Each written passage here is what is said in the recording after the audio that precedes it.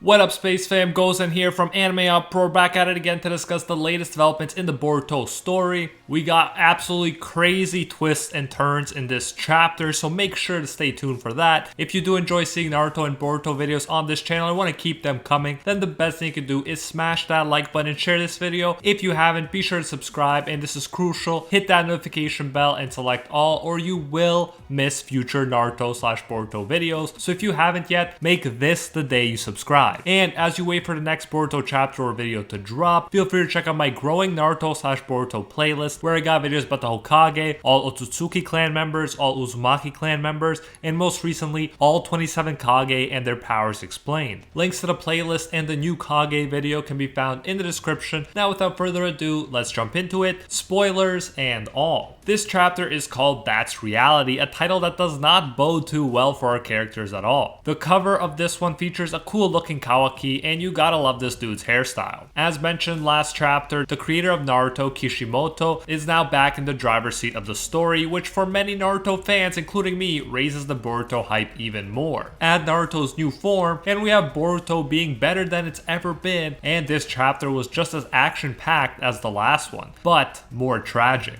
This one begins with Kawaki on the ground after being transported by Isshiki. He was able to bring him here because Kawaki's artificial arm with Naruto's chakra helped Isshiki locate his desired vessel's location. Baryon mode, Naruto, and Sasuke are shocked by this, and they're all pretty beaten up, including Isshiki, whose time is running out quick. We jump to Amado and the others, and Amado's still pretty cool, calm, and collected. On the outside, says that if Isshiki did take Kawaki, they're out of options. They're completely done for. Not a very reassuring conclusion from our scientist here. However, the hope is that Naruto's Baryon mode was enough to make sure that Isshiki dies before he succeeds in implanting his karma into Kawaki again. Isshiki proceeds to count his chickens before they hatch and assumes it's over. He won already in his mind, but still he acknowledges that it was a close call and he only has 5 minutes left. Kawaki recalls what Amado said, that even a monster can't escape death, and instead of giving up, he focuses on trying to last for 5 minutes so they can win. Kind of not too smart of Isshiki to reveal how much time he has left. And Kawaki is cocky too, saying stuff like he's glad Isshiki brought him here so he can witness the end of his worthless life. Talking to an Otsutsuki like that, who believe that they are infinitely superior to humans, is great to see. Remember, Isshiki's goal here is just to implant the karma and then he can totally die no problem. Yeah, he won't resurrect right away, but he will eventually when the karma matures. Naruto tells Kawaki to run, but he doesn't have as much energy left as Isshiki. Isshiki delivers a blow to Naruto and he loses his Baryon mode. This to me is kind of a good sign. He reverted back to normal and he's still alive. Again, we don't know what the full repercussions of using Baryon mode are going to be. We just know that Kurama thought it would mean death. Just as it all seems to be over and Isshiki is holding Kawaki by the throat, Sasuke uses his powers to switch places with Kawaki. Again, I love how everyone is playing their part here. Sasuke gave Kawaki some important distance and also some smoke grenades that are immune to the Byakugan's powers. Although Sasuke is physically powerless against Isshiki and gets punched to the ground, his strategy was great and very useful here. I love how he had left those smoke grenades there at his feet before switching places. The smoke only lasts a few minutes, but that's all they need. So mission seemingly accomplished. But,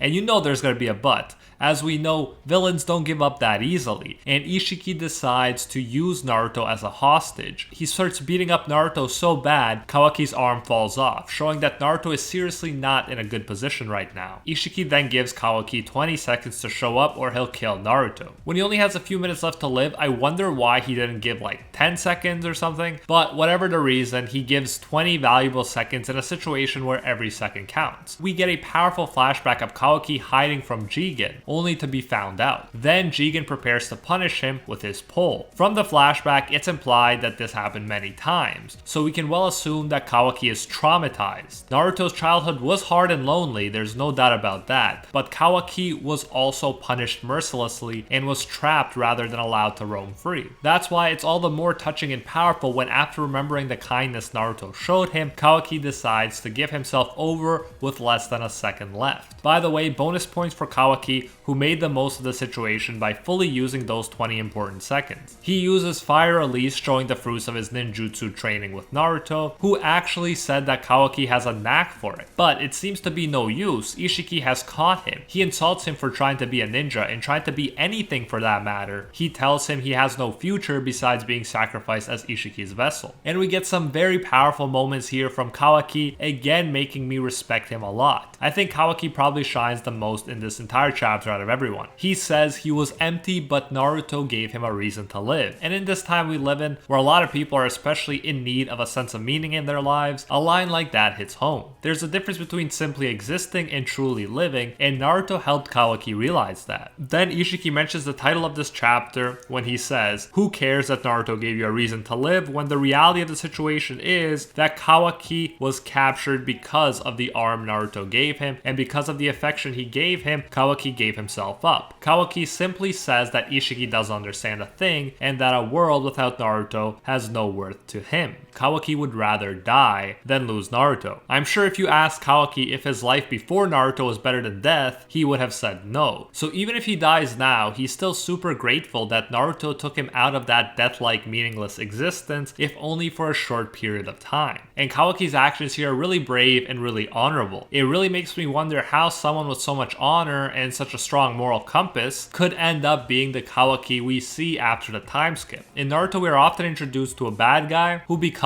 a good guy. But here, it seems that Kawaki, who's willing to sacrifice his own life for Naruto right now, will actually end up being Boruto's main adversary. It's crazy to think about, but right now I can't help but be moved by Kawaki's behavior and actions. Isshiki really doesn't care about any of this emotional and honorable stuff though. He's like, whatever, the point is, you're just a vessel for me. He laughs like the Joker as things seem like they're all over. The karma is back on Kawaki. However, Kishimoto is not done with the twists. As it turns out, Kawaki's training in ninjutsu was invaluable because it taught him how to create shadow clones. And just when Isshiki is about to die happily with his mission accomplished, Kawaki erases the karma marks on his body. Isshiki is freaking out like never before now, and that's when the real Kawaki appears and reveals that the other one is a shadow clone. Love the use of strategy in this chapter from Sasuke's smoke grenades and Kawaki's shadow clone, and I also love the fact that everybody played a crucial role in buying time so they could finally win. And you gotta love how Kawaki rubs it in, saying to Isshiki, who views them as lower life forms or insects, that he's gonna die because he was totally outsmarted and beaten by a mere vessel. And in fact, this is his reality. What an amazing moment this is, although it leaves me wondering, how is Kawaki going to get his karma, which we know he will get eventually? But on to the thing we've been dying to know. Sasuke is beat up for sure, but he's curious about Naruto and the Baryon mode. Both Kawaki and he, along with us, want Naruto to let them know about the serious risk to that power and what the consequences will be. But before Naruto can explain, Boruto, possessed by Momoshiki, stabs Sasuke's Rinnegan. This means that Sasuke might have just lost his ability to shift spaces, create portals to other dimensions, and more, possibly forever. And it makes sense that Momoshiki would go for it, since the Rinnegan's powers did annoy Isshiki a lot. This is a huge loss and tragedy for Sasuke, especially after he was already useless against Isshiki's power compared to Naruto's Baryon mode. So we are close to the end of this chapter, and now we have the situation with Naruto and the consequences of the Baryon mode being unclear, Sasuke's Rinnegan potentially being unusable forever, and Boruto taken over by Momoshiki. Who would have thought that things would look this bad after they finally managed to defeat Isshiki? Momoshiki says he never thought they would actually defeat Isshiki, but he's glad because now they are the only nuisances left. We don't know what he'll do, whether he'll go for the kill or if he'll leave them in another dimension or what, but things do not look good. What a cliffhanger this is. Kishimoto is really trying to make every chapter count right now, and I can't wait to see where we go from here, especially since the stakes are so high and we got so many unanswered questions. And that is it for this video. As always, let me know your thoughts on the chapter and what you expect to see happening next in the comments. If you do enjoy seeing Naruto and Boruto videos on this channel, channel and want to keep them coming, then the best thing you can do is smash that like button, share this video. If you haven't, be sure to subscribe, and this is crucial. Hit that notification bell and select all, or you will miss future Naruto/Boruto videos. So if you haven't yet, make this the day you subscribe. And as you wait for the next Boruto chapter or video to drop, feel free to check out my growing Naruto playlist, where I got videos about the Hokage, the Otsutsuki, the Uzumaki, and most recently all 27 Kage and their powers explained, which is actually our longest Naruto video on the channel, so make sure to check that out. A lot of interesting information there. Links to the playlist and to the new Kage video can be found in the description. And until next time, see ya, Space Cowboys!